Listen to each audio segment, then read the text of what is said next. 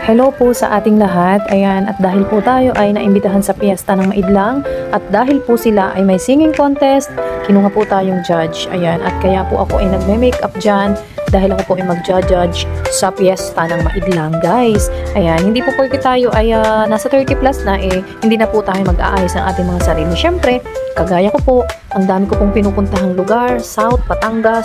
Ayan, kumakanta po ako dyan. Minsan po ay judge. Ayan, minsan naman po ay MC. Ayan, kailangan po ay talagang presentable ang aking itsura. Hindi po ako pwedeng pangit, hindi po ako pwedeng pangit ang itsura at pangit ang pananamit pag ako po ay nasa maraming tao. Yan guys, kaya ako po ay hindi na kumuha ng aking makeup artist. Sa panahon po ngayon, kailangan nating maging practical. Kaya ako po ang nag-makeup ng aking sarili yan guys. Ang hirap maglagay ng eyebrow.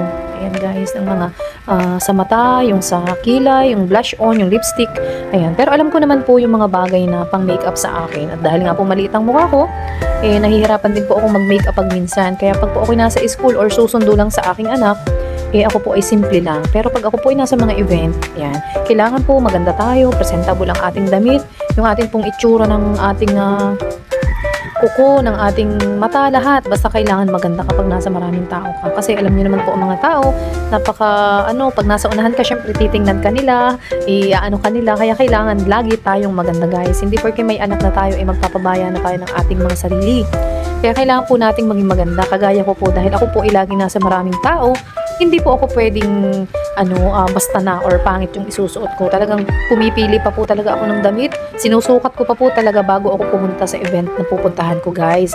Kaya ako po ay bago pumunta, ayan po, maganda po yung aking pananamit at pati po makeup. Ako na pong gumawa, hindi na po ako kumuha ng babayaran ko na makeup artist kasi sanay naman po ako.